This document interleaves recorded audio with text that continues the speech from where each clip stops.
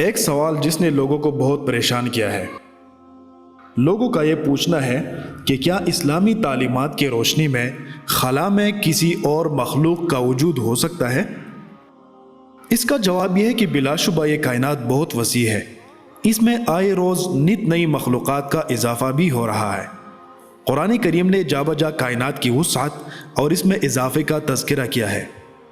ارشاد باری تعالی ہے، اعوذ باللہ من الشیطان الرجیم، بسم اللہ الرحمن الرحیم، الحمد للہ فاطر السماوات والارض جاعل الملائکة رسلا اولی اجنحة مثنى وثلاث ورباع يزيد في الخلق ما يشاء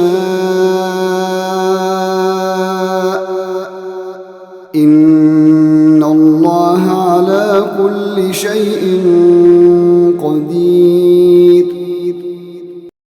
تمام تعریفیں اللہ ہی کے لیے ہے جو آسمانوں اور زمین کی تمام وسعتوں کا پیدا فرمانے والا ہے۔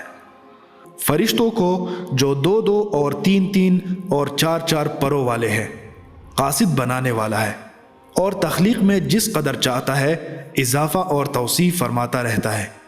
بے شک اللہ ہر چیز پر قادر ہے۔ دوسرے مقام پر اللہ تعالیٰ کا ارشاد ہے، وَالسَّمَاءَ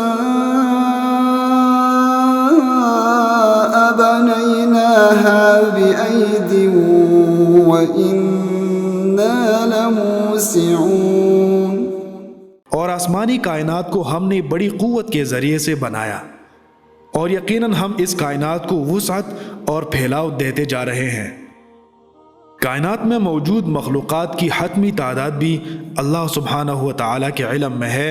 ارشاد باری تعالیٰ ہے، وَيَخْلُقُ مَا لَا تَعْلَمُونَ، اور وہ ایسی مخلوقات کو پیدا فرماتا جا رہا ہے جسے تم آج نہیں جانتے۔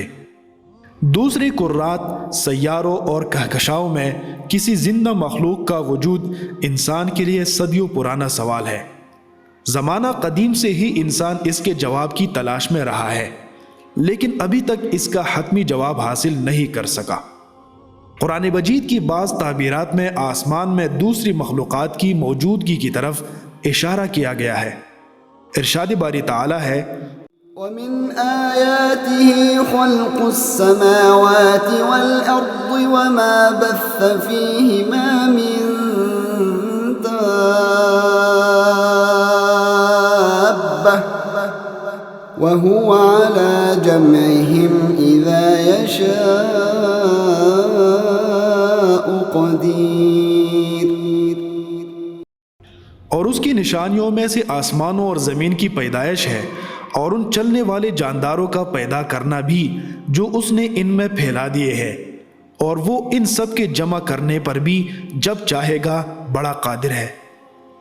دوسرے مقام پر فرمایا، وَلِلَّهِ يَسْجُدُ مَا فِي السَّمَاوَاتِ وَمَا فِي الْأَرْضِ مِن دَابَّةٍ وَالْمَلَائِكَةُ وَهُمْ لَا يَسْتَكْبِرُونَ، اور جو کچھ آسمانوں میں اور جو کچھ زمین میں ہے، جملہ جاندار اور فرشتے اللہ ہی کو سجدہ کرتے ہیں، اور وہ ذرا بھی غرور و تکبر نہیں کرتے۔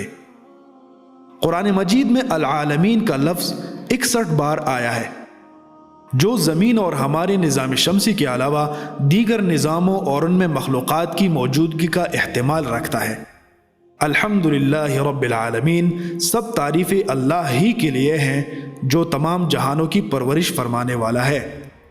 ذکر کردہ آیات میں خلا اور دیگر سیاروں پر مختلف قسم کی مخلوقات کی موجود ہونے پر دلالت کرتی ہیں۔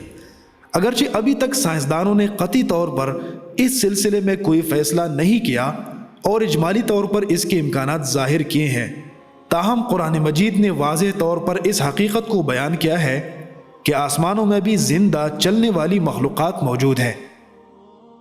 تاہم یہ بات ذہن نشین رہے کہ انسان کو اللہ تعالیٰ نے احسن تقویم بنایا ہے اور اس کے سر پر اشرف المخلوقات ہونے کا تاج سجایا ہے۔